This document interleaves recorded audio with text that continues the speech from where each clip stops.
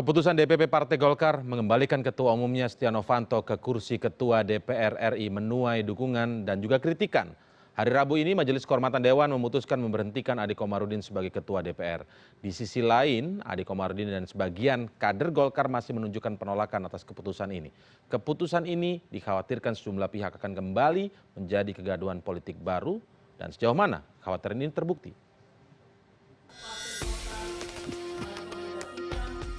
Hasil rapat pleno DPP Partai Golkar yang digelar 21 November lalu memutuskan mengajukan kembali Setia Novanto menjadi Ketua DPR. Dewan Pembina Partai Golkar sebelumnya sempat menyayangkan keputusan DPP Partai Golkar ini. Namun, sikap ini akhirnya melunak. Usai bertemu Setia Novanto, Abu Rizal Bakri akhirnya memberikan dukungan penuh kepada mantan bendahara Golkar ini untuk menggantikan Ade Komarudin.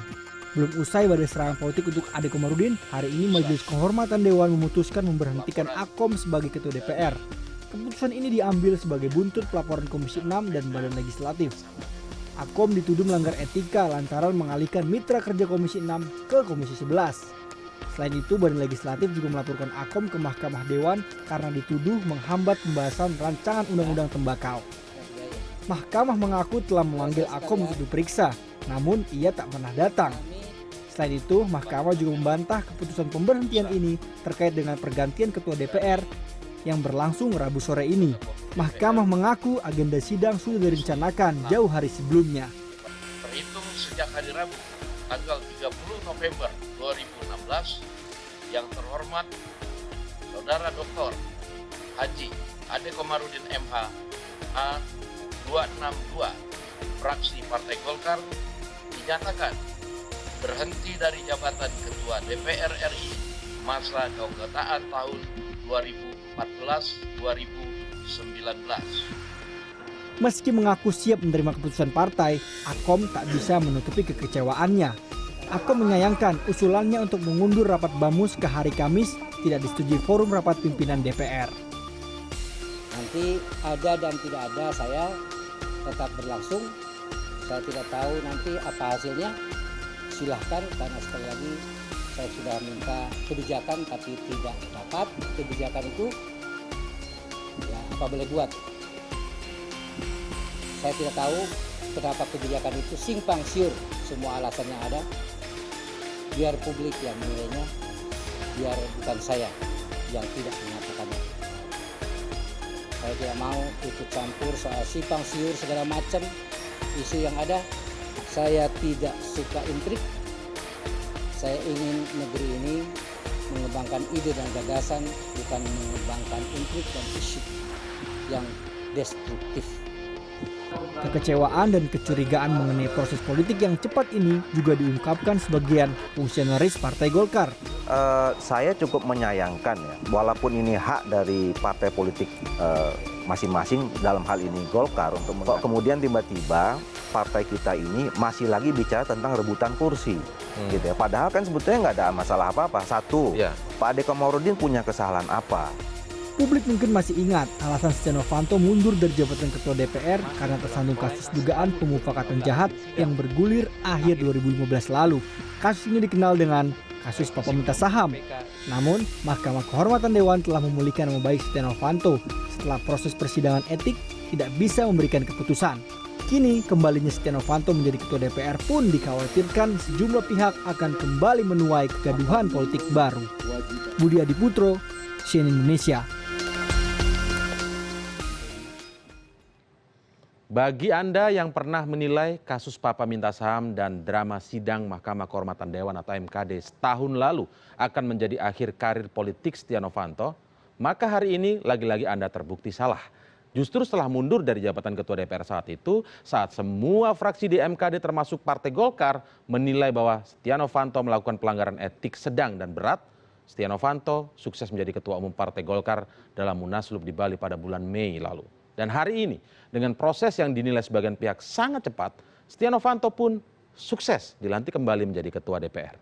Apa sebenarnya urgensi begitu cepatnya Ade Komarudin dicopot dari Ketua DPR?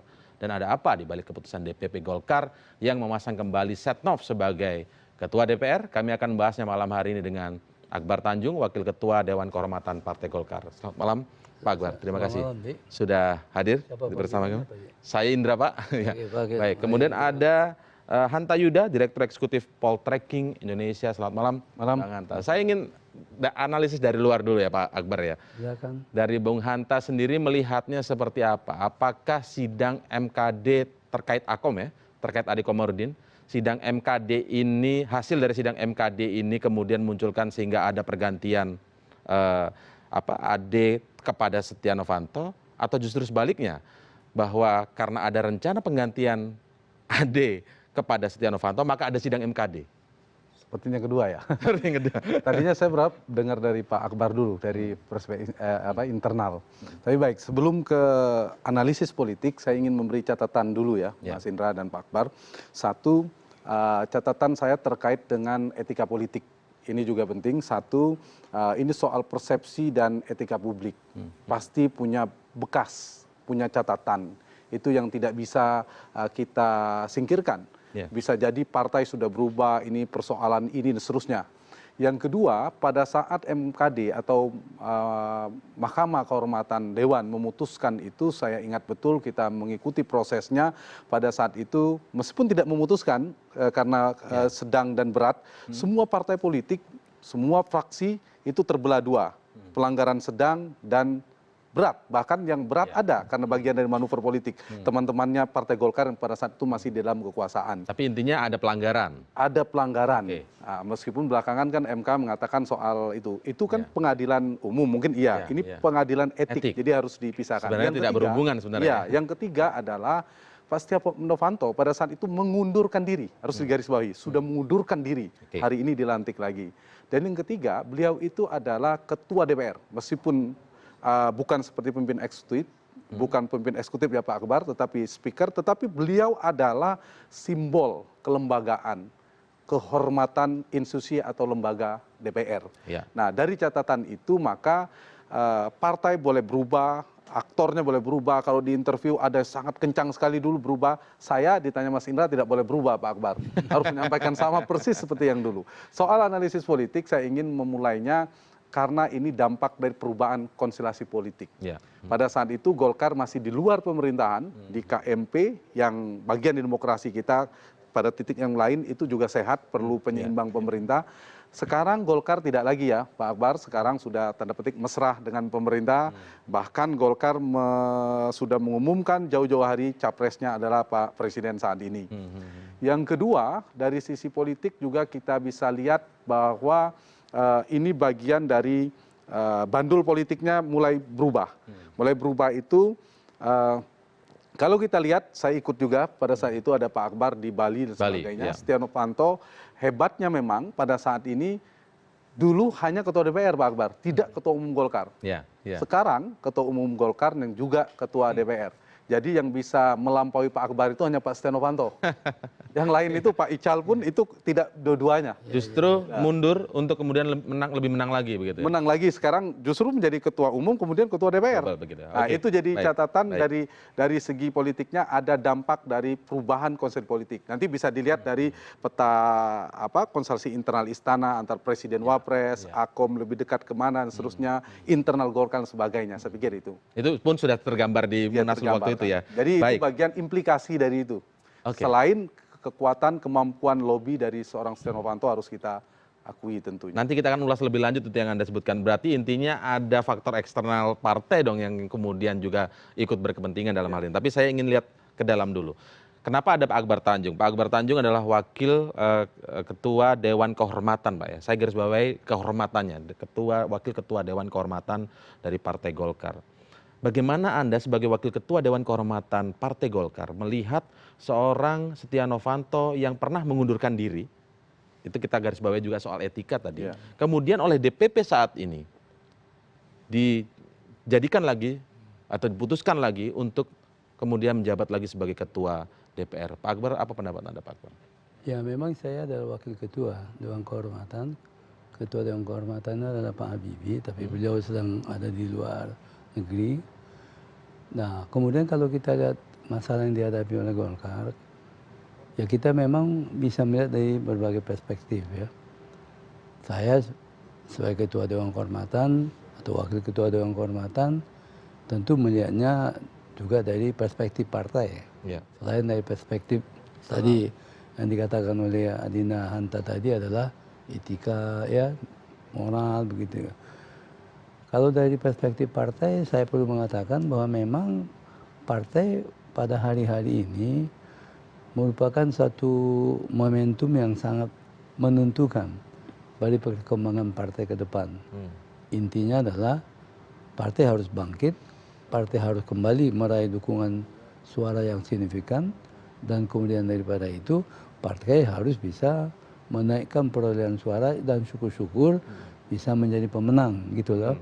Jadi kalau tadi Hanta Yuda mengatakan bahwa antara Novanto dengan saya kelihatan bahwa Ketua DPR. ya bersamaan lah pernah ketua DPR, tapi kan masih diuji oleh waktu. Betul. Kalau saya pasti sudah terjamin partai, memenangkan Golkar di tengah-tengah tekanan yang begitu berat. Ya, ya. Nah, situ akan ditentukan nanti. Nah, dalam perspektif itulah sebetulnya saya sudah melihat langkah-langkah Novanto kemarin-kemarin itu sudah bagus. Dia turun ke bawah, ya, ketemu masyarakat, kemudian juga di situ juga melakukan komunikasi, walaupun dari kedatangan dia secara substansial belum menghasilkan sesuatu, ya. Kan substansial Paling ini tidak ada apa upayanya penting. maksudnya, Tapi ya? sudah nampak adanya keinginan, ada intensi untuk turun ke bawah, ketemu publik sudah, dan kemudian sedikit banyak memberikan bantuan ke publik. Ya, tetapi apakah itu akan substansial bagi kelembagaan partai ke depan? Itu akan menjadi question mark, menjadi pertanyaan besar. Seharusnya kalau saya ditanya, seharusnya Novanto itu lebih fokus kepada tugas-tugas dalam menghadapi agenda politik ke depan untuk menjamin agar Golkar kembali bangkit, jaya, bahkan kemudian juga menang. Motonya sekarang ini kan Golkar bangkit, Golkar jaya, Golkar menang. Jadi oleh karena itu ya memang yang menjadi tema utama di benaknya Saudara Novanto sebagai ketua umum harus bagaimana kembali Golkar bangkit, jaya, dan sekaligus memenangkan partai. Ini bukan pekerjaan mudah, pekerjaan berat, sangat berat. Tidak kurang Pak jika wakil presiden memimpin partai, toh ternyata juga tidak berhasil. Tambah lagi tidak kurang Saudara Abu Rizal Bakri yang pernah disebut-sebut sebagai orang terkaya di Indonesia, tapi juga tidak berhasil. Nah, ini memang ujian berat. Sebetulnya sebagai seorang pemimpin, memang kita pada waktu-waktu tertentu dihadapkan dengan pilihan. Ada beberapa opsi, paling tidak ada 2 opsi. Tapi sejauh mana kita memposisikan diri dalam memimpin partai. Kalau saya memimpin partai, saya prioritas saya adalah bagaimana partai ini eksis, partai ini kuat, partai ini menang. Itulah yang saya lakukan pada waktu saya memimpin partai. Alhamdulillah berhasil. Dan saya memang fokus ke partai, walaupun pada waktu itu saya juga ketua DPR. Tapi saya tidak melaksanakan tugas-tugas DPR itu secara intens. Karena saya melihat kami ada 5 orang, ada wakil-wakil, bukan, bahkan ada itu Pak Tarjo, ada Pak Fatwa, ada Pak siapa, Pak Tosari Wijaya. Saya bagi-bagi semua mereka. Saya sudah kasih tahu saya lebih fokus ini ya. Tapi kalau upacara-upacara yang penting saya mimpin, atau putusan-putusan yang penting, dan kemudian kalau ada dimensi kenegaraan saya turut situ. Itu konsep yang seperti itu bisa dilakukan juga dong berarti oleh. Ya makanya itu ujian buat dia. Cuma ya menurut Anda berat, menurut Anda sangat berat. Karena tantangannya beda begitu. Tantangannya berbeda, belum lagi masyarakatnya kan sudah makin kritis, dan adalah aspek-aspek yang terkait dengan tadi yang dikatakan juga oleh Adina Hanta soal etika, itu kan juga menjadi penilaian juga pada publik. Apalagi dengan tiba-tiba sekarang dia juga kembali lagi, walaupun sudah dipersoalkan bahwa dia ada masalah pada waktu yang lalu, tapi karena ini adalah soal politik bisa diselesaikan bahkan sangat cepat. Pernah mempermasalahkan ini tidak Dewan Kehormatan atas keputusan DPP yang mendorong lagi? Secara resmi kami tidak pernah membahas ini, tapi saya dengan Abu Rizal pernah berbicara soal ini, dan saya menyampaikan sebaiknya ketua umum partai kita ini harus fokus. Bagaimana untuk bisa betul-betul mensuruhkan tenaga, funds and forces yang dia miliki sebesar-besarnya bagi kepentingan partai, hanya dengan cara itu. Dan itu yang akan dicatat seorang politisi memimpin partai, akan dicatat sejauh mana dia bisa menaikkan perolehan suara partai. Walaupun memang politisi itu orientasinya lebih kepada posisi Ya. politik, kalau tidak dikatakan kekuasaan, Kekuasaan. atau kursi. Tapi memang ukurannya keberhasilan seorang politisi dalam memimpin partai, sejauh mana partainya itu bisa menaikkan perolehan suara. Ya. Artinya dengan penaikan perolehan suara itu kan bisa juga diartikan bahwa partai itu legitimate, mendapatkan legitimasi dari publik. Seharusnya ke situ. Tapi sekarang kan sudah diambil putusan. Nah, sekarang tugasnya Don Novanto bagaimana dia membagi pekerjaannya. Saat itu respon dari Ketua Dewan Pembina Abu Rizal Bakri seperti apa? Ketika Anda ajak berbicara soal posisi Ya, dia sebelum sudah diputuskan hari ya, ini. dia sudah mengatakan sudah ada kira-kira opsi yang sudah akan dilakukan untuk menyelesaikan masalah. Antara lain kalau saya tidak keliru, ya memang agak berat kalau satu posisi dilakukan, dua posisi dilakukan oleh seseorang. Dia juga mengatakan juga situ eksplisit, barangkali harus dicari memilih siapa yang lebih fokus ke sini, siapa yang lebih fokus ke sini. Tapi pada waktu itu yang saya tangkap biarkan aja Novanto memilih yang mana. Anda sudah bertemu dengan Ade Komarudin terkait ini?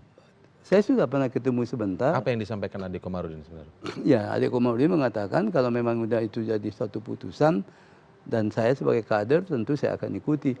Tapi juga saya mengatakan kalau Anda juga mempunyai satu catatan terhadap putusan yang diambil kepada Anda, sebagai kader juga Anda juga punya hak kalau memang ada sesuatu catatan yang Anda anggap Anda patut untuk menanyakan itu. Saya bilang gitu. Iya. Dan saya sudah sampaikan kepada Ade. Sebelum adanya pelantikan hari ini, Ade Komarudin sempat membantah bahwa dirinya legowo dengan keputusan DPP Partai Golkar yang mengganti dirinya dengan Setia Novanto sebagai Ketua DPR RI. Apakah ini akan menjadi bibit baru pertikaian di Partai Golkar selanjutnya? Kita akan coba melihat ulasannya dari Bang Hanta Yuda, juga dari pandangan dari Pak Akbar Tanjung. Setelah jeda berikut ini, tetaplah di CNN Indonesia Prime News.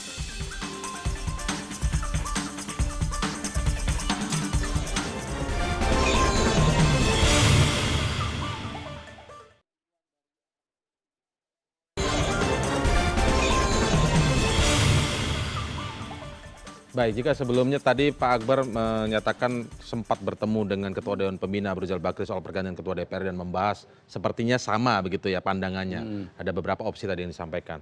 Tapi kan setelah waktu terakhir ini dan sebelum dilantik di DPR hari ini, Pak Abu Rizal kemudian memberikan pernyataan pers begitu bahwa apa namanya boleh-boleh saja sesuai keputusan DPP untuk kemudian menyetujui Setia Novanto diusung lagi sebagai Ketua DPR. Apa komentar yang terakhir yang Anda ketahui dari soal Abu Rizal Bakri ini? Ya, antara lain yang saya ketahui adalah bahwa dalam pengambilan keputusan antara Dewan Pembinaan DPP itu idealnya memang disepakati sama-sama gitu loh. Nah, tetapi saya tidak tahu persis apakah Abu Rizal itu memang diajak untuk mengambil putusan bahwa disepakati bahwa Anda belum sempat bertanya kepada Pak Abu Rizal soal kenapa berubah? Enggak, pada waktu itu belum ada putusan yang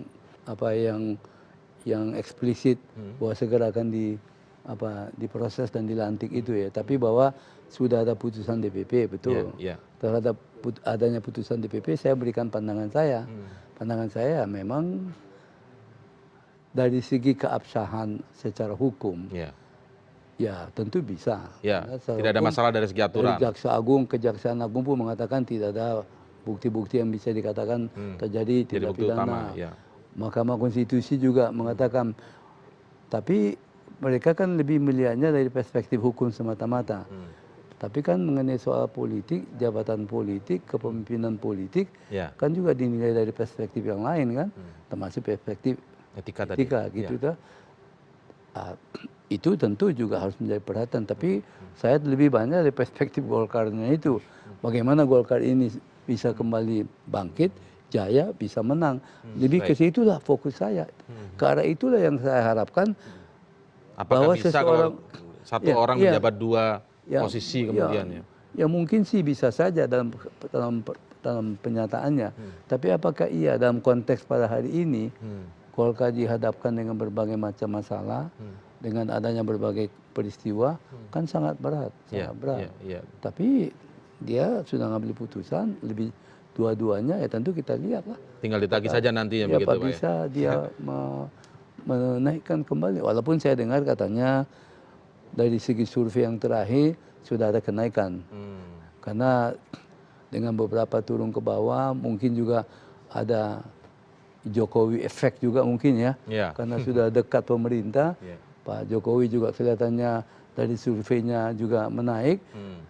Akan berimbas juga kepada ini. Iya, konsekuensinya dia juga akan naik Golkarnya gitu. Ya. Tapi itu kan belum bisa kita jadikan sebagai Baik. catatan yang bisa menjadi dasar. Karena pemilu masih 2019 itu akan menentukan, terutama pileg. Karena di situ akan ditentukan. Oke, baik. Soal Akom Ade Komarudin yang membantah bahwa dirinya legowo dicopot sebagai ketua DPR, dan dia mengatakan bahwa saya hanya mengatakan saya akan mengikuti aturan, tidak ada kata legowo di situ. Menurut Anda, Bung Hanta, apakah ini akan menjadi bibit baru menurunnya soliditas di internal Partai Golkar? Tanpa itu pun potensi faksionalisme di Golkar besar. Tanpa itu pun ya? Tanpa itu pun, karena itulah tantangan terbesar Golkar. Dan itu partai yang terbuka, demokratis, dan petik biasanya tantangan di sana. Dan itu tidak negatif sebenarnya ketika bisa dikelola oleh pemimpin partainya, justru menjadi potensi, menggairahkan mesin partai. Kalau ada dinamika, konvensi misalnya era Pak Akbar membuat, itu justru pertarungannya membuat Golkar positif juga kalau bisa dikelola. Nah, selain itu, tadi catatan saya, istilah saya tadi candaannya, Pak Setia Novanto yang bisa menandingi Pak Akbar itu dalam konteks jabatannya. Ya. Kalau kemampuan memenangkan partai itu memang belum. Hasil kerjanya ada belum, mengalahkan Pak Akbar. ya. Yang bisa mengantarkan objektif harus saya katakan di era ketua umumnya Akbar Tanjung. Itu Golkar pernah menjadi pemenang di 2004 kalau tidak salah. Di luar itu Wapres dan seterusnya itu memang cenderung stuck dan turun gitu. Apalagi sekarang dari jam terbangnya, poin dari perspektif kan publik sudah sampaikan, tapi tetap penting menjadi catatan di awal tadi soal etika publik. Kemudian internal Golkar. Nah, ini yang juga menarik pertanyaan Mas Indra maupun Pak Akbar dalam konteks apakah dirangkap. Menurut saya dirangkap ini jauh akan memberikan mudarat politiknya lebih besar daripada manfaatnya. Apa? Kenapa demikian? Karena pasti pecah fokus bagi seorang ketua umum. Golkar sekarang butuh tadi kondisinya Pak Akbar katakan stuck, tantangannya tambah berat karena pemilih pemula, pemilih setia Golkar itu akan semakin berkurang sebagainya. Tantangannya belum di dalam yang Mas Indra katakan mengelola di internal butuh kapasitas kepemimpinan yang kuat mengelola soliditas partai. Itu soal fokusnya. Yang kedua, dengan jabatan ketua Golkar, kemudian ketua DPR itu juga akan beririsan nanti. Artinya ada kadang split, ada persoalan yang bisa jadi kalau ini saya contoh, kalau ketua umumnya tersandera secara politik itu pasti akan memberi dampak kepada partainya. Kalau misalnya ada sesuatu tanda petik lah dengan segala hormat kepada Setia Novanto, misalnya ada citra negatif yang dimiliki oleh seorang figur, dia akan memberikan disinsentif secara elektoral kepada partainya secara eksternal, secara publik. Secara internal mungkin tidak bisa konsolidasi dan seterusnya. Mesti perlu diuji seperti Bang Akbar katakan tadi, mendekati masyarakat, pemilih dan seterusnya. Sehingga secara internal Golkar pun menurut saya tidak besar dampak yang dimiliki oleh Partai Golkar. Secara kelembagaan ya, saya tidak mengatakan Setia Novanto orang per orang, tapi secara kelembagaan Golkar. Kebetulan saya cukup fokus di Golkar ya risetnya. Nah, Golkar memang punya tantangan monofaksionalisme, kemudian membuat mesin partainya itu tetap bergerak dan seterusnya. Itu bagian dari tantangan ke depan. Ada hal yang lain. Jadi ada dimensi publik, ada dimensi internal Golkar, ada dimensi parlemen, bandul politik dari parlemen. Nah, satu lagi adalah dimensi ke istana, kekuasaan. Kalau dua yang lainnya mungkin bisa jadi memberikan insentif politik bagi kekuasaan dan seterusnya. Tapi bagi Golkarnya, kalau saya mengatakan tidak itu terlalu dini, tapi memang masih perlu pembuktian seperti Pak Akbar katakan tadi. Itu yang Golkar tentu ujungnya ukurannya di 2019 kan suaranya naik. Jangan sampai nanti Golkar justru turun. Itu saja ukuran sebenarnya yang bisa dilihat itu, harusnya. betul. Baik. Anda tadi Pak Akbar sempat menyinggung bahwa ini adalah momentum untuk partai agar bangkit, agar bisa meraih kembali suara yang tinggi begitu di setiap pemilu. Mungkin juga konteksnya juga pemilu kada yang akan berlangsung serentak ini di berbagai daerah, 101 daerah, dan Golkar ada di sana mengikutinya. Tapi apakah itu akan bisa menjadi momentum ketika nama Setia Novanto yang dikaitkan juga, bukan dikaitkan, memang sudah ada informasinya atau peristiwanya saat akhir tahun lalu begitu ya, ada soal masalah etika disidangkan walaupun kemudian ada di MK, tapi beberapa analis juga menyebutkan ini tidak berkaitan langsung antara MK dengan MKD sebenarnya, karena MK lebih kepada proses hukum yang berlaku di luar etik sebenarnya. Nah, ini kan ada image soal etika sebenarnya. Apakah kemudian ketika menjabat sebagai ketua umum, lalu sekarang sepertinya banyak orang bertanya, prosesnya cepat sekali menjadi ketua DPR, ada apa dengan Golkar? Apakah ini kemudian bisa menjadi momentum Partai Bangkit atau justru sebaliknya, Pak Akbar, menurut Anda? Ya kalau kita lihat masyarakat kita kan sekarang ini kan sudah semakin kritis, makin terbuka, dan kemudian juga mereka makin mengharapkan kelembagaan politik kita semakin betul-betul memperlihatkan komitmennya, kemudian juga perilaku politiknya, kemampuan agregasi, memperjuangkan kepentingan masyarakat itu kan semakin dirasakan kebutuhannya. Ya. Nah itu yang saya agak ragukan, apakah kita bisa melakukan itu, apalagi ya hal yang berikutnya yang juga membuat saya juga khawatir betul. Kenapa? Karena partai-partai baru, produk daripada reformasi, itu sekarang juga mereka sudah memiliki pengalaman yang cukup di dalam politik.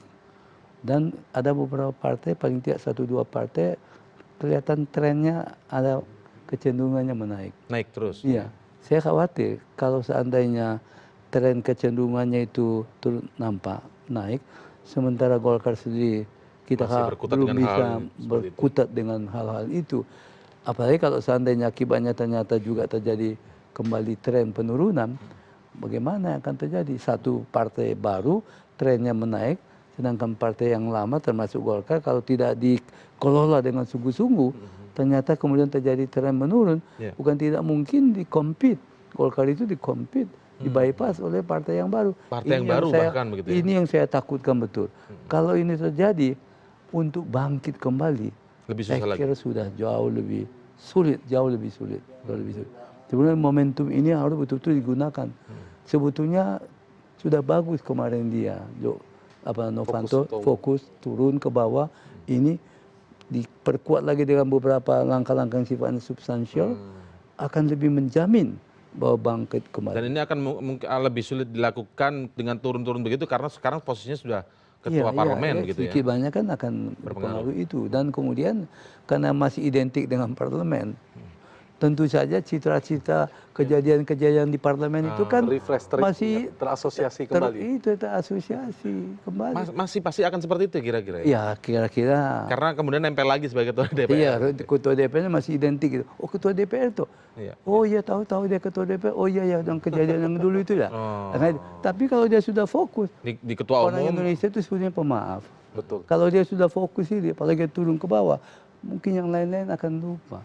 Dan jadi yang diingat hanya sebagai ketua umum Partai Golkar. Dan dia akan, apalagi dia all out gitu, memperlihatkan sungguh-sungguhannya turun ke bawah, kemudian komunikasinya memberikan juga beberapa pesan-pesan politik, memberikan motivasi, menyiapkan kader-kader yang bisa diandalkan.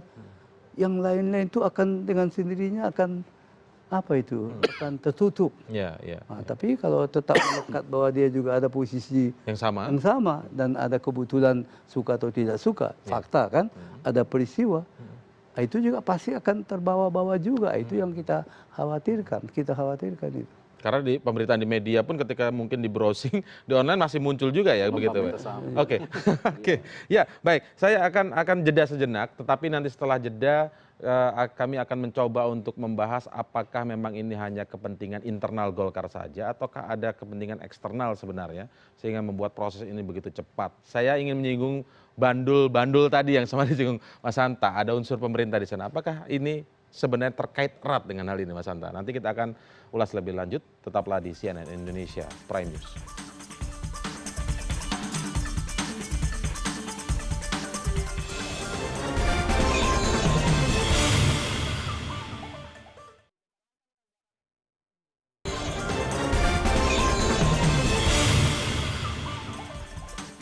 Saya mencoba masuk dari katakanlah tadi ada pernyataan dari Bung Hanta bahwa Lebih banyak mudaratnya sebenarnya kalau kemudian ini dirangkap jabatannya ketua umum dengan ketua DPR, karena mungkin tidak akan lebih sulit fokus lah, paling tidak lebih berat kerjanya akan fokus untuk partai. Nah, kalau demikian, apakah itu tidak mungkin juga terpikirkan oleh DPP Golkar yang pada saat pleno itu menyetujui nama Setia Novanto untuk jadi ketua DPR lagi begitu?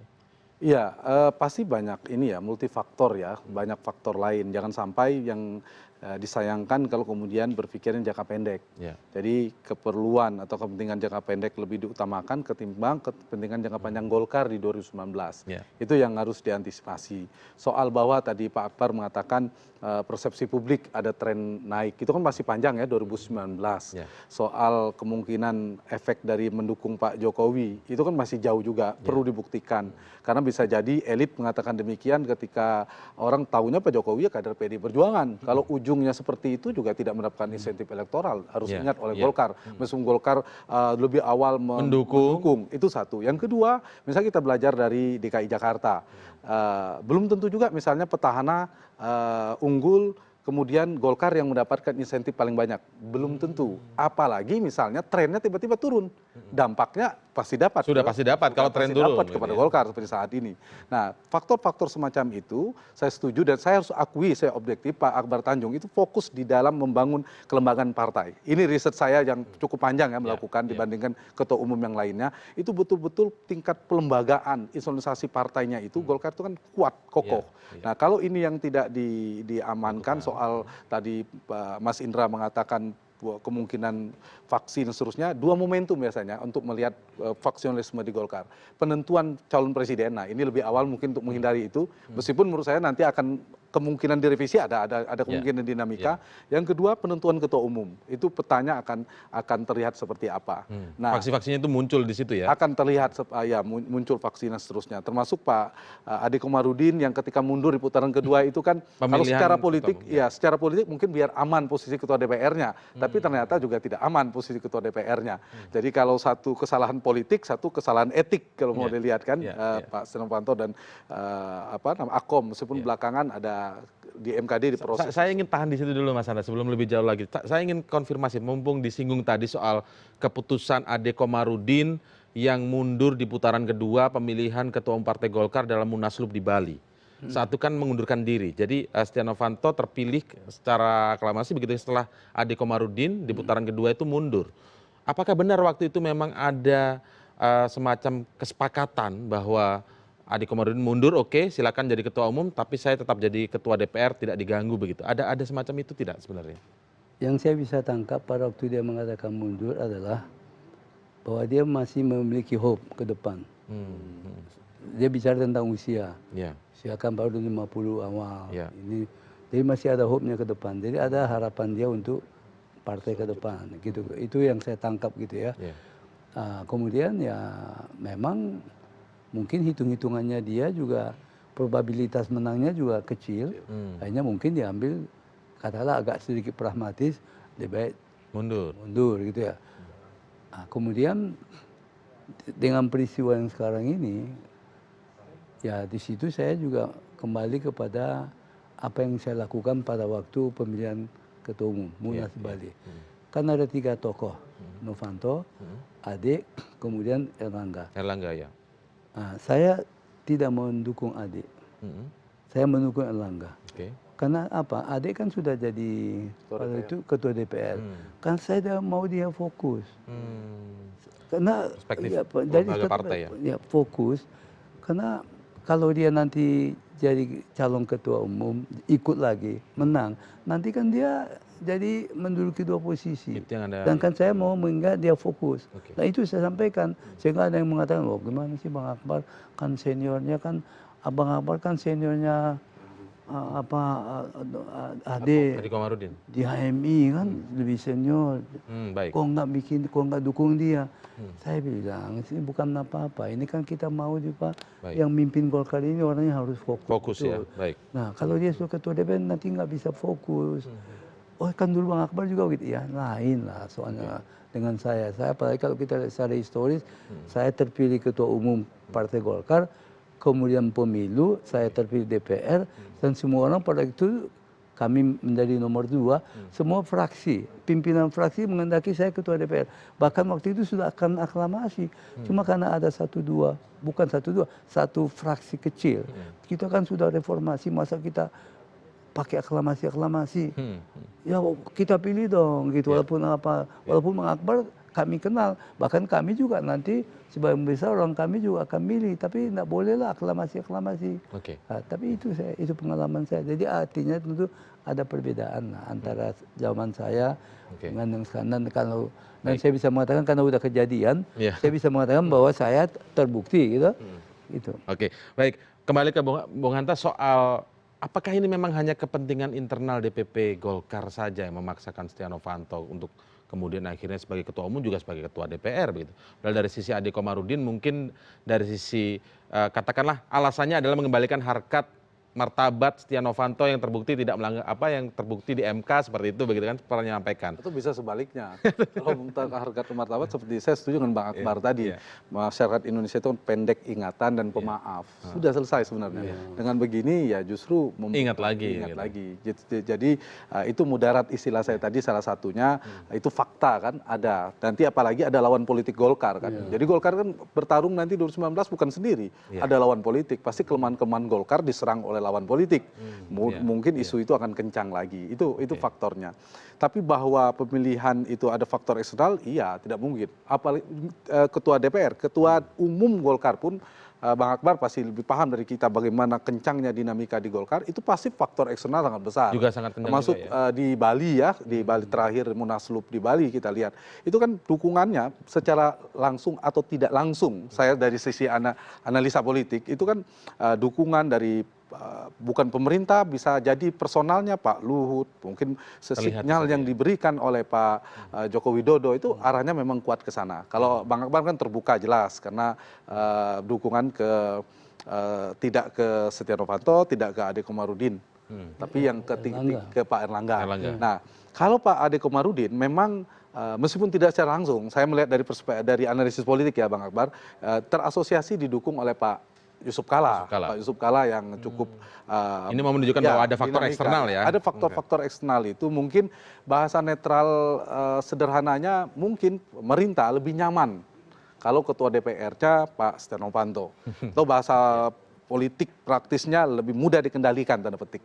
Nah, faktor-faktor itu menurut saya dalam konteks ini salah strategi politik, kita tidak bisa menyalahkan bagian dari strategi politik kelompok politik, aktor politik, kekuasaan untuk menjaga sekuritas kekuasaannya katakanlah itu bagian dari strategi politik. Nah, tapi lain ceritanya ketika kita sedang berbicara tentang kepentingan Golkar.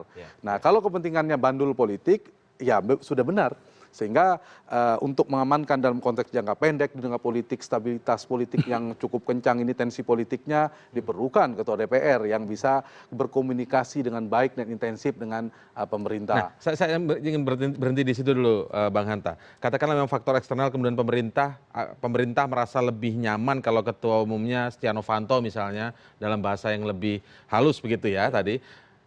Bagaimana kemudian bisa diharapkan dari Setia Novanto membesarkan lembaga kepartaian, Partai Golkar ini begitu Pak. Kalau kemudian kepentingannya juga kemudian mengamankan kepentingan pemerintah di parlemen. Ya itulah yang menjadi tugas beratnya dia itu dengan adanya posisi baru menambah berat tugasnya. Sehingga dia mungkin dalam perspektif partai agak sulit dia fokus karena di satu pihak dia harus memperhatikan partai, di pihak yang kedua dia juga harus membangun komunikasi yang tetap yang baik dengan pemerintah gitu ya. Apalagi dia juga hari-hari ini kan saya lihat komunikasinya secara periodik berkala dengan Pak Jokowi kan juga cukup terbangun itu ya. Nah itu sehingga mungkin di situ Pak Presiden juga menganggap lebih nyaman lah dengan Pak Jokowi. Tetapi dalam perspektif Golkar kan kita kan ada kepentingan kan perspektif Golkarnya gimana kita itu aja gitu. Situ aja yang menjadi problem gitu ya. Tapi kalau masuk soal pemerintah nyaman jika ketua DPR-nya A atau B begitu, jadi check and balancesnya nggak jalan dong sebenarnya. Nah itu tadi tergantung kacamatanya, perspektif kan, perspektif kekuasaan. Kalau perspektif demokrasi justru tidak positif. Perspektif demokrasi kita membutuhkan DPR yang kuat juga. pada era Pak Akbar Tanjung pasti menjalankan fungsi-fungsi itu.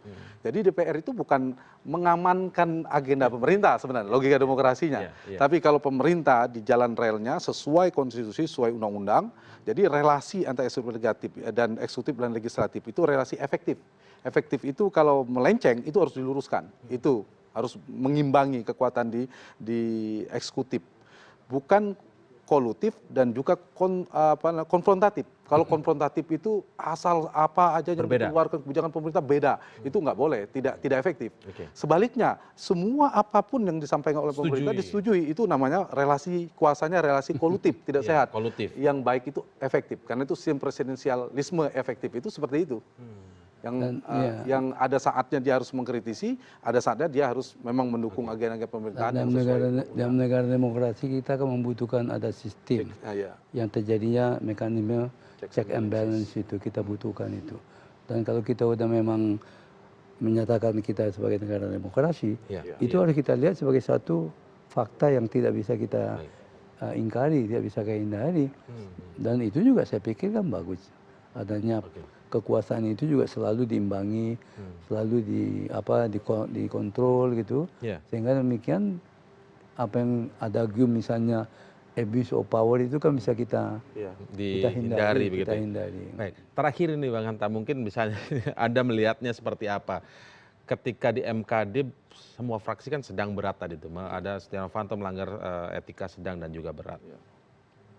Yang terjadi hari ini seperti apa? Apakah mereka punya kepentingan juga partai-partai lain ini, fraksi-fraksi lain ini? Ya, kalau bicara politik pasti punya kepentingan ya Bang Akbar ya, yang senior politik sudah bisa dihindari, dan itu yang saya katakan berbalik semua. Kita bisa lihat gegap gempitanya upaya dinamika publik kan punya logika publik, kemudian dinamika politik kelompok partai, aktor politik yang sangat kencang mengkritisi posisi Pak Setia Novanto, sekarang berbalik posisinya kan.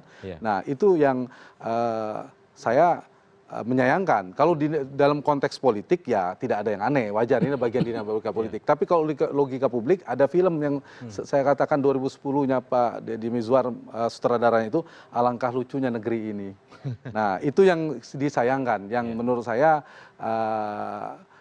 seperti saya katakan di awal tadi, partai bisa berubah dan seterusnya. Sebagai analis saya harus menyampaikan yang sama seperti dulu gegap gempita itu. Nah, semua pasti punya kepentingan. Ada bola pantulan selanjutnya, mungkin dinamika perlu komposisi pimpinan DPR ditambahkan atau dikocok ulang. Kalau MD3 misalnya diubah, itu bisa jadi jangka menengahnya. Kalau jangka pendeknya seperti saya katakan, dinamika politik tanggal 2 dan seterusnya ini mungkin perlu diamankan. Dinamika politik tanggal 2 ini. Saya membaca di sana secara politik. Jangka menengahnya ya bagian dari siapa mendapatkan apa, bagaimana, kapan, itulah.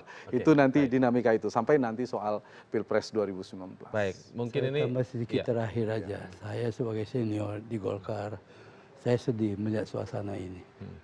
Apalagi adik itu kan kemarin sakit. Dia mau berobat. Kenapa sih kok cepat-cepat didorong terus supaya diselesaikan? Kenapa tidak tunggu 1-2 hari? Dan saya sedih. Nah, adik itu orangnya prestasinya ke partai kan sudah terbukti. Dia anggota DPR sejak 1997, 5 periode. Dan orangnya loyal kepada partai. Dan dia juga menghormati atasan seniornya. Kenapa sih? Kenapa? Sedih saya lihatnya. Kalau saya bisa nangis, mau nangis saja. Kasihan itu adik itu. Kenapa kok diberlakukan begitu? Kapan memang dia udah ikhlas, dia udah saya siap. Untuk mundur, oke, kalau memang udah itu putusan. Dan saya yakin dia akan lakukan itu. Tapi kok tiba-tiba masih di force itu harus hari ini. Dan diberhentikan tadi Pak, diberhentikan. Oke, baik. Terima kasih Pak Akbar Tanjung. Mungkin Pak Akbar Tanjung nanti akan mencoba menghubungi Ketua Umum Partai Golkar dan juga Ketua DPR sekarang menanyakan hal yang menyedihkan tadi itu Pak Pak Akbar Tanjung dan juga Bung Hanta, terima kasih. Tapi saya ingin mengakhiri dialog ini dengan sebuah tanya sebenarnya. Kalau kembali pada akhir tahun lalu, pada Desember tahun lalu gitu, rekaman itu menunjukkan bahwa nama Setia Novanto di dalam rekaman itu mencatut nama Presiden Joko Widodo dalam sebuah tawaran Papa minta saham dalam kasus Freeport. Nah, kalau misalnya tadi memang benar pemerintah merasa nyaman dengan Setia Novanto, pertanyaannya adalah apakah memang itu benar rekaman tersebut? Ini masih kita sisakan sebagai tanya, kita lanjutkan di episode lainnya. Terima kasih. Terima kasih Bung Hanta, terima kasih Pak Akbar Tanjung telah bergabung bersama kami malam hari ini.